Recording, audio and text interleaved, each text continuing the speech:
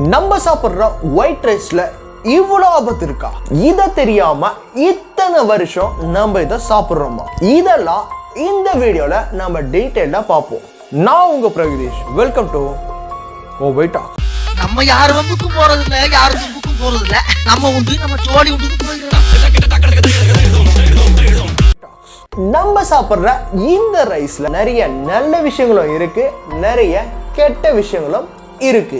நம்ம எடுத்துக்கிற முறையில தான் இது எல்லாமே இருக்கு. இப்ப இருக்கிற யங்ஸ்டர்ஸ் மத்தியில ரைஸ்னால ரொம்ப மோசம் நினைக்கிறாங்க. டெஃபினட்டா கிடையாது. நம்ம முன்னாடி இருந்த அந்த ஜெனரேஷன் பீப்புள்ஸ் எல்லாருக்குமே நிறைய வெரைட்டிஸ் ஆஃப் ரைஸ் கிடைச்சது. ஆனா இப்போ அப்படி இல்லை. நம்ம கிட்ட இருக்கிற அதுவும் பர்டிகுலரா தமிழ்நாட்டுல 3 வெரைட்டி ரைஸ் தான் காமனா யூஸ் பண்றாங்க. அது எப்படி? அப்படிதானே? எஸ், அந்த 3 வெரைட்டிஸ் தான் பச்சரிசி, புழுங்கல் அரிசி, இட்லி அரிசி. இந்த 3 அரிசியை தான் இப்ப நம்ம யூஸ் பண்ணிட்டு இருக்கோம். அப்போ முன்ன இருந்த அரிசியெல்லாம் எங்க போச்சுன்னு நீங்க கேட்கலாம். அது எல்லாமே இப்பயும் இருந்துட்டு தான் இருக்கு. ஆனா சமைக்கிற மெத்தட் நமக்கு மறந்து போச்சு. என்னங்க சொல்றீங்க? நம்ம அரிசி நம்ம மறந்துட்டோமா? ஆமா, நம்ம உண்மையாவே செய்யறத மறந்துட்டோம். எப்படி சொல்ற? நம்ம கிட்ட கருப்பரிசி, வரகரிசி, இன்னும் எனக்கே பேர் தெரியாத அரிசி நிறைய இருக்கு. இன்னமும் நிறைய கடைகள்ல இது கிடைக்குது. ஆனா அதை நம்ம வாங்கறது இல்ல. சூப்பர் மார்க்கெட் போங்க, அங்கேயே நிறைய அரிசி விற்கிறது. என்னைக்காவது ஒரு நாள் நீங்க குதிரவால் அரிசிய சமைச்சிருக்கீங்களா? கிடையாது. ஏன்னா அப்படி ஒரு ரைஸ் இருக்குன்னே இங்க பாதி பேருக்கு தெரியாது. இதுல எல்லாமே இப்ப நம்ம சாப்பிடுற அரிசியை விட சத்துக்கள் அதிகம். ஆனா நம்ம அதை எடுத்துக்கிறது இல்ல. இப்ப சாப்பிடுற இந்த அரிசியெல்லாம் அப்ப நல்லது இல்லையான்னு கேட்டா நல்லதுதான். என்ன மாத்தி மாத்தி சொல்றேன்னு பாக்குறீங்களா? நம்ம இதை எப்படி சமைக்கிறோன்றத பொறுத்துதான் இது நல்லதா கெட்டதா அப்படின்னு டெஃபினிஷன் பண்ண முடியும். அதுக்கு 2 மெத்தட் தான் இருக்கு. ஒன்னு குக்கர்ல வச்சு சாப்பிடுறது, இன்னொன்னு வடிகட்டி சாப்பிடுறது. சோ இந்த 2 இதுல தான் இந்த ரைஸோட நன்மைகள் ஒளிஞ்சிருக்கு. அப்போ நான் இவ்வளவு நாள் குக்கர்ல தான் சாப்பிடுறேன் அப்படின்னா சாப்பிடலாம். நான் வடிச்சுதான் சாப்பிடுறேன்னா சாப்பிடலாம். ஆனா யார் சாப்பிடுறீங்க அப்படின்றதுலாம் இது ஒளிஞ்சிருக்கு.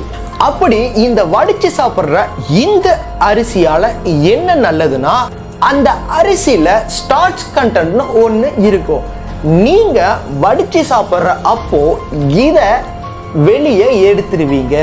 சோ இதை வெளியே எடுத்துட்டா அந்த ரைஸ்ல ஸ்டார்ச் கண்டென்ட் இருக்காது.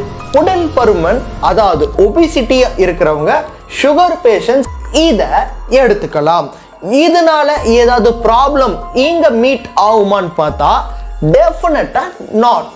சோ நம்ம வடிச்சும் சாப்பிடலாம், இல்ல குக்கர் வச்சியும் சாப்பிடலாம். ஆனால் நம்மளோட பாடி கண்டிஷனுக்கு ஏத்த மாதிரி தான் இத சாப்பிடணும். இதுல இன்னொரு கேஸ் இருக்கு. நீங்க எல்லாரும் போரிக் ஆசிட் பவுடரை கண்டிப்பா கேள்விப்பட்டிருப்பீங்க. கேள்விப்படலனாலும் இனிமேட்டு தெரிஞ்சுக்கோங்க. இந்த போரிக் ஆசிட் பவுடர் எதுக்கு இங்க இதை யூஸ் பண்றாங்கன்னா, ரொம்ப நாளா அரிசி எல்லாத்தையும் ஸ்டோர் பண்ணி வைக்கிறப்போ அதுல சில பூச்சிகள் வரும்.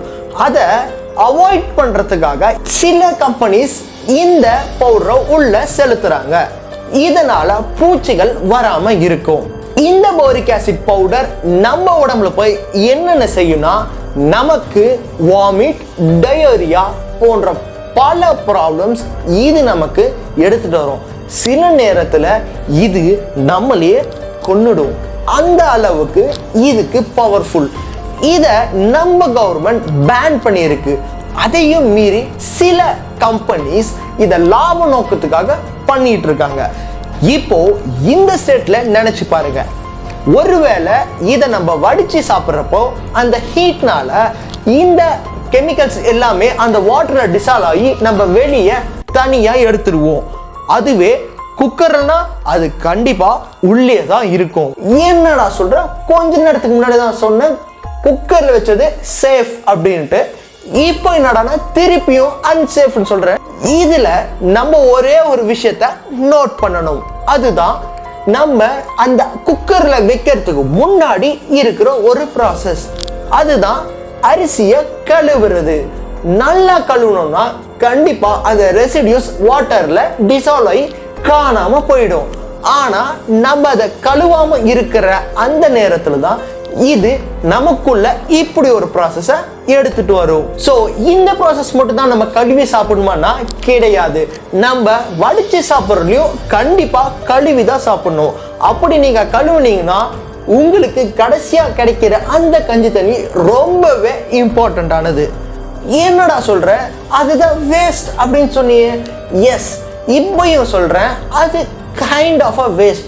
ஆனால் சம்மர் டைம்ல நம்ம அதை குடிச்சோம்னா நமக்கு தண்ணி தாகம்ன்றது பெரிய லெவல்ல இருக்காது. இது குடிக்கிறதுனால நமக்கு கண்ட்ரோலா இருக்கும், நம்ம உடம்புல மாய்ஸ்டர் லெவல்ல இருக்கும். ஸோ ரைஸ்ல எதுவுமே வேஸ்ட் அப்படின்றது கிடையாது. நம்ம அதை எப்படி எடுத்துக்கிறோம் அப்படின்றதுலாம் எல்லாமே இருக்கு.